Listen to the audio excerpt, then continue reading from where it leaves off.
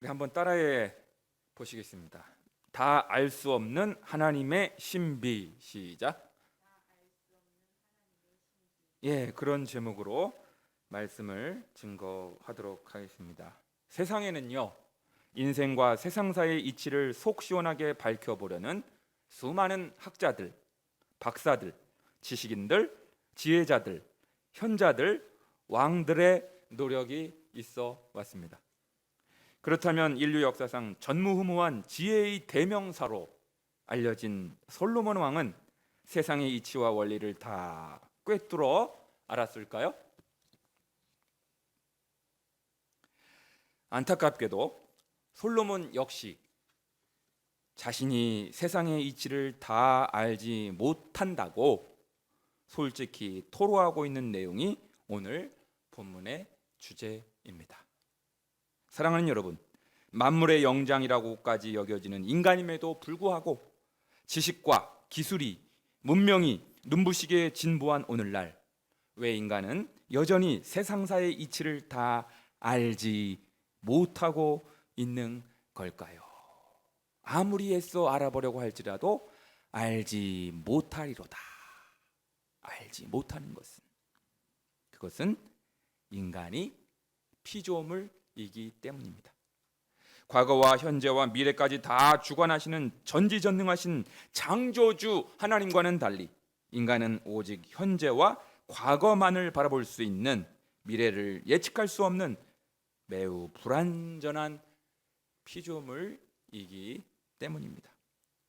그러기에 참 지혜자는 바로 우리 인생의 과거, 현재, 미래까지를 송두리째 주관하시는 전지전능하신 하나님을 믿고 그분을 의지하는 삶을 살 수밖에 없습니다. 그래서 이제 오늘 본문을 구약학자 최의원 박사가 개인적으로 완역한 새 즈문 구약 정경이라는 책이 있습니다. 아마 일반 성도님들이 잘 소지하기 어려운 그런 성경이라서 제가 다시 한번 오늘 본문을 새 즈문 구약 정경 버전으로 다시 한번 읽어 드릴 테니 잘 한번 들어 보시기 바랍니다. 나는 마음을 기울여 지혜와 세상에서 이룩되는 일을 알아보고자 하였으니 낮이나 밤이나 눈에서 잠이 사라진 자도 있었다. 이에 나는 하나님의 모든 행적을 살펴보았다. 실로 햇살 밑에서 이룩되는 사실을 찾아낼 수 있는 사람이 없으니 사람은 알려고 애써도 찾아내지 못할 것이며 지혜로운 자는 안다고 장담하나 그도 찾아내지 못하였다. 실로 나는 이 모든 것을 명심하며 의인과 지혜로운 자 및 그들의 종들도 하나님의 섭리 안에서 이해하고자 하였다. 사람은 사랑도 미움도 알지 못하나 모든 것이 그들을 위하여 있다. 이렇게 번역되어 있습니다. 사랑하는 성도 여러분, 제가 왜 최연 박사가 개인적으로 완역한 새 즈문 구약 정경 버전으로 읽어 드렸냐면요, 여러분 9장 1절을 한번 봐주세요. 9장 1절의 중간쯤에 보시면 지혜자들이나 그들의 행위나 모두 다 누구의 손안에 있으니? 군사님 한번 봐주세요. 9장 1절에 뭐라고 되어 있어요? 하나님의 손안에 있으니 라고 하는 구절을 새 즈문 구약 정경으로는 뭐라고 아까 번역했냐면 모두 다 하나님의 섭리 안에 있다, 있으니 라고 번역하고 있기 때문입니다.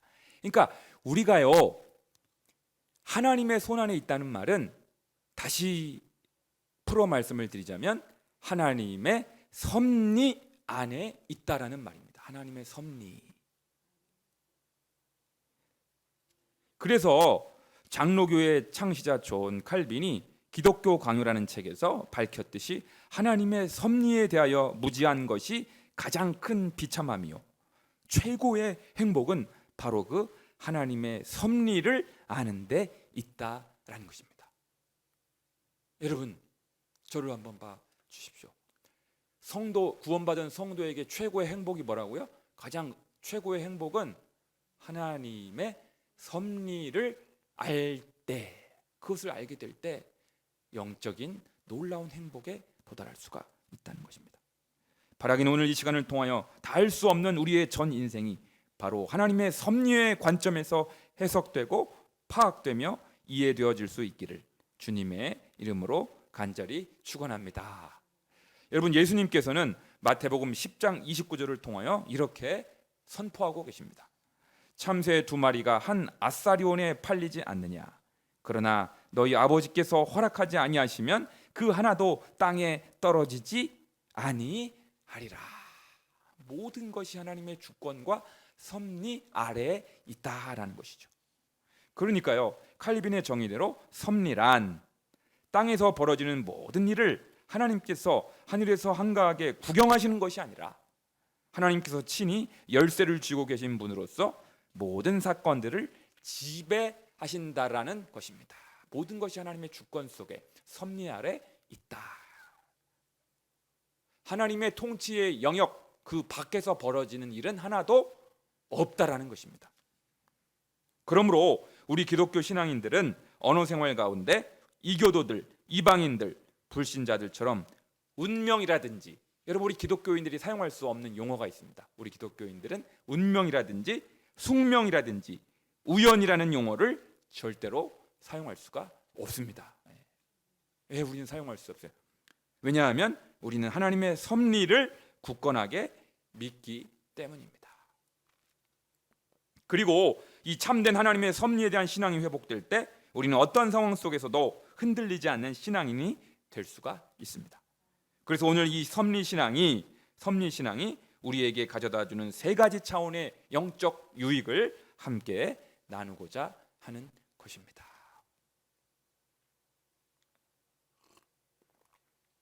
첫 번째로요, 길으니까 따라하지 않으셔도 됩니다. 그냥 들으십시오. 첫 번째로, 섭리 신앙은 과거에 겪은 상처나 불행에 대하여 불평하지 않게 합니다. 여러분, 우리는 창세기에 나타난 요셉의 신앙을 보게 됩니다. 요셉은 이복 형제들에게 죽을 뻔하다가 구덩이에 버림을 당하게 되었습니다. 그리고 애굽의 종으로 팔려가기도 하였습니다. 어떤 의미에서 요셉의 형들은 요셉을 불행의 나락으로 빠뜨린 장본인이 아닙니까? 불행의 씨앗이 형들에게서 배태된 것으로 말해도 과언이 아닙니다. 그런데 놀라웁게도 요셉은 보복의 칼날을 갈지 않았습니다. 그리고 나중에 애굽의 총리가 되었음에도 불구하고, 형들에게 복수할 수 있는 권력자의 위치에 있었음에도 불구하고 여전히 복수하지 않았습니다. 왜요? 창세기에는 요셉의 섭리 신앙이 45장과 50장 그렇게 2차례나 표현되어 있습니다. 여러분, 한번 찾아보시겠습니다.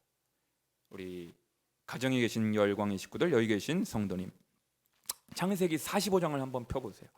창세기 45장 금방 찾죠? 창세기 45장 7, 8절 말씀, 창세기 45장 7, 8절 말씀만 함께 읽겠습니다. 시작. 하나님이 큰 구원으로 당신들의 생명을 보존하고 당신들의 후손을 세상에 두시려고 나를 당신들보다 먼저 보내셨나니, 그런즉 나를 이리로 보내니는 당신들이 아니요 하나님이시라. 하나님이 나를 바로에게 아버지로 삼으시고 그 온 집의 주로 삼으시며 애굽 온 땅의 통치자로 삼으셨나이다. 아멘. 창세기 50장 20절, 50장이요. 뒤로 조금만 넘겨보실까요? 창세기 50장 20절, 유명한 말씀입니다. 50장 20절 시작. 당신들은 나를 해하려 하였으나 하나님은 그것을 선으로 바꾸사 오늘과 같이 많은 백성의 생명을 구원하게 하시려 하셨나니 아멘. 그러니까요, 요셉의 형들이 도모했던 그 악한 행위들을 위대하신 하나님은 선한 방향으로 바꾸셔서 이스라엘과 애굽 전역을 기근해서 구원케 하셨다라는 사실입니다. 그 원대한 민족 구원의 역사를 이루시기 위하여 하나님께서 요셉이라고 한 인물의 생애를 그렇게 어두웠던 과거였지만, 불행했던 과거였지만, 기억하고 싶지도 않았던 상처였지만 그 아픈 과거를 사용하셔서 선으로 바꾸셔서 더 놀라운 위대한 민족 구원의 역사를 이루셨다는 사실입니다. 특정 인간의 범죄와 악행조차도 하나님의 주권과 섭리 아래에 있다는 사실입니다. 그러니까요, 섭리신앙은 나에게 상처를 주고 불행을 가져다 준 가해자인 그 형들을 향하여 악심을 품지 않게 되고요, 오히려 용서하게 되는 계기까지 된 것입니다. 형들에게 보복을 하지 않았을 뿐만 아니라 내가 조카들까지 다, 형님들 조카들까지 제가 다 먹여 살리겠습니다. 놀라운 고백을 하게 된 것은 바로 섭리신앙 때문입니다. 섭리신앙, 하나님이 나를 이곳에 보내신 거지, 형님들을 사용하셔서 나를 이곳에 보내신 것이지, 형님들은 별로 잘못이 없습니다. 이렇게 용서한 것입니다.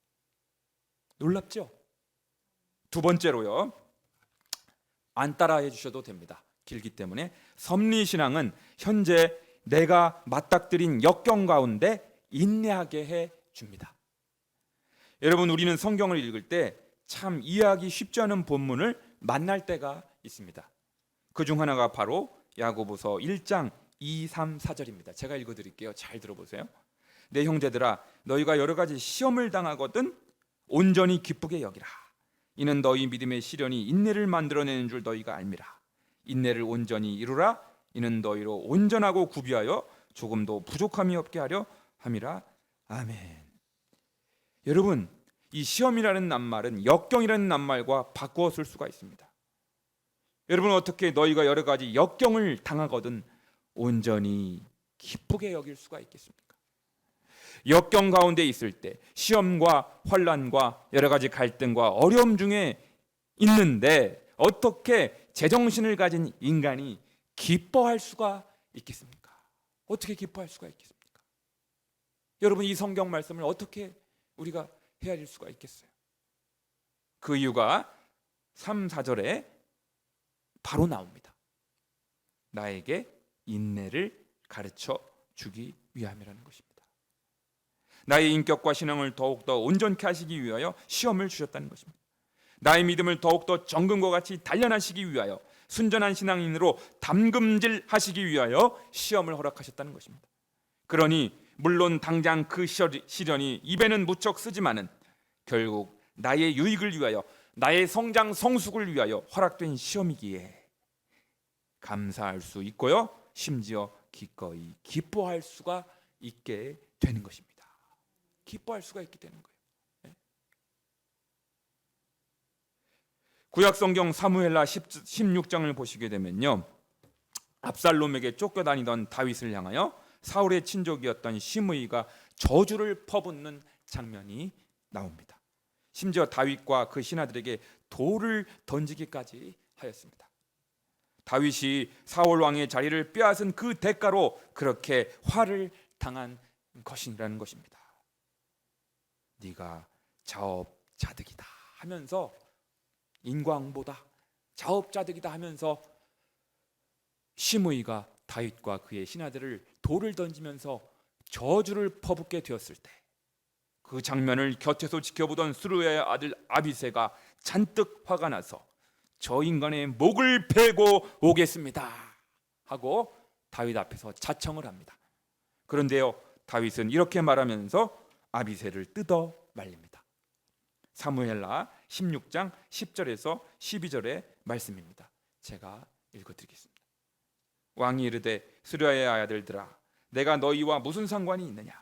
그가 저주하는 것은 여호와께서 그에게 다윗을 저주하라 하심이니 내가 어찌 그리하였느냐 할 자가 누구겠느냐 하고, 또 다윗이 아비새와 모든 신하들에게 이르되 내 몸에서 난 아들도 내 생명을 헤아려 하거든 하물며 이 베냐민 사람이랴. 여호와께서 그에게 명령하신 것이니 그가 저주하게 버려두라. 혹시 여호와께서 나의 원통함을 감찰하시리니 오늘 그 저주 때문에 여호와께서 선으로 내게 갚아 주시리라 하고. 그러니까요, 다윗은 이 일이, 지금 벌어지고 있는 이 일이 심의의 저주가 하나님의 섭리 아래 이루어진 일이니 그냥 놔두라는 것이에요. 하나님께서 허락하신 일입니까? 만일 내가 억울하게 저주를 받았다면 하나님께서 선으로 갚아 주실 터이니 그것을 기다리면 된다고 아비새를 진정시키는 내용입니다. 그러니까 다윗은 무엇을 믿은 거예요? 하나님의 섭리를 굳게 믿었기 때문에 지금 닥치고 있는 역경을 얼마든지 감정적으로 격분하여 보복할 수 있는 그런 상황임에도 불구하고 보복하지 않고 하나님의 섭리를 바라보며 끝까지 견딘 것입니다. 견딘 것입니다. 묵묵히 견딘 것입니다. 장로교의 창시자 존 칼빈은 기독교 강요에서 역경 중에 우리가 간직해야 할 섭리신앙을 이렇게 표현합니다. 여러분 잘 들어보세요.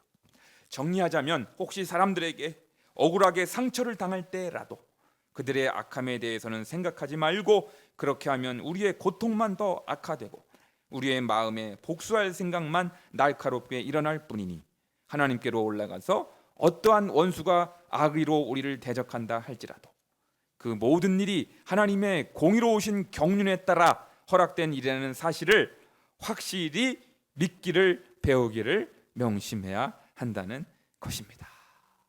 그러니까 여러분 우리가요, 저도 마찬가지인데 나를 힘들게 한, 나에게 상처를 준 사람을 묵상하다 보면 내 속에서 쓴물이 나옵니다. 여기저기 사람 만나러 다니면서 대책 회의를 수기할 것이 아니라 그 일 배후에 계시는 하나님을 묵상하고 그 하나님을 우러러 볼 때 우리는 역경 중에도 묵묵히 굳세게 인내하게 됩니다. 견딜 수 있게 됩니다. 어떤 신앙 때문에요? 섭리 신앙 때문에. 세 번째로 이건 한번 따라해 보시겠습니다. 섭리 신앙은 알 수 없는 미래를 하나님께 내맡기게 합니다. 첫 번째는 뭐였죠? 섭리 신앙은 과거의 상처나 불행에 대하여 불평하거나 원망하지 않게 합니다. 두 번째는 섭리 신앙은 지금 겪고 있는 역경 중에도 인내할 수 있도록 우리를 돕는다는 것입니다. 세 번째는 섭리 신앙은 알 수 없는 미래를 온전히 하나님께 전폭적으로 내맡기게 해 줍니다라는 것입니다. 여러분, 인간이 잔뜩 돈을 모으려고 하는 이유 중에 하나가 무엇입니까? 미래가 불확실하기 때문입니다. 언제 어떤 일이 벌어질지 모르기 때문에 나를 지키고 나를 보호하는 데에는 돈만큼 확실하고 유용한 것이 없기 때문입니다. 그런데 사도 바울은 디모데전서 6장 17절을 통하여 우리에게 이렇게 명령합니다. 여러분, 우리 성경 한 번만 찾아보겠습니다. 신약 성경으로 넘어가서 디모데전서 6장 17절이요. 우리 가정에 계시는 열광의 식구들도 한번 찾아주세요. 디모데전서 6장 17절.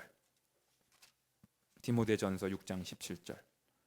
342페이지요. 341페이지.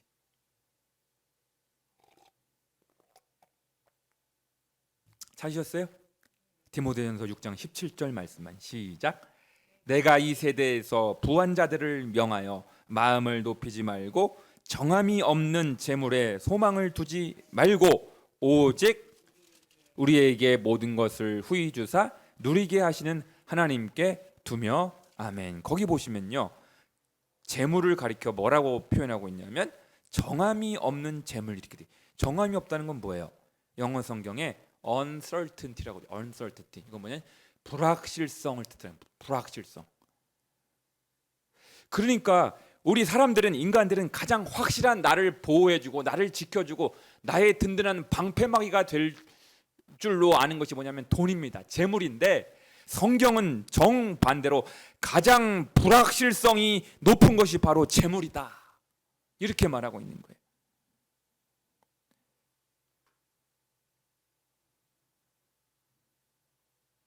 그렇습니다.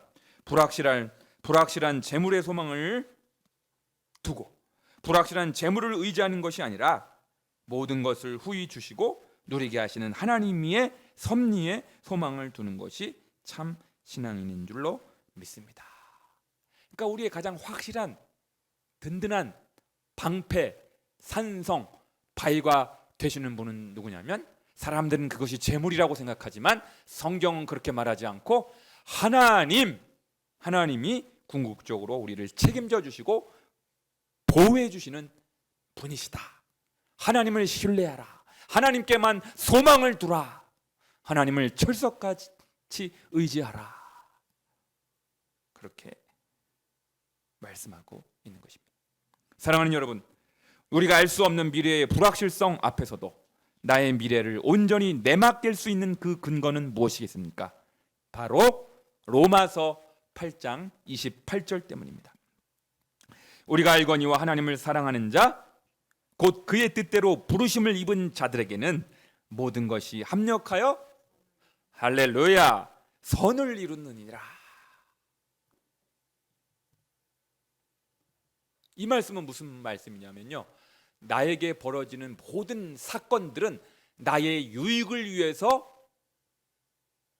벌어지지 않는 일이 하나도 없다라는 거예요. 여러분, 하나도 없다라는 거예요. 나의 유익을 위해서, 나의 성장을 위해서, 나의 성숙을 위하여 어쨌든 나에게 도움이 되는 방향으로 작용하게 하신다는 하나님의 섭리가. 그러니까 미래에 대해서 우리는 불안해하지 않을 수가 있는 것입니다.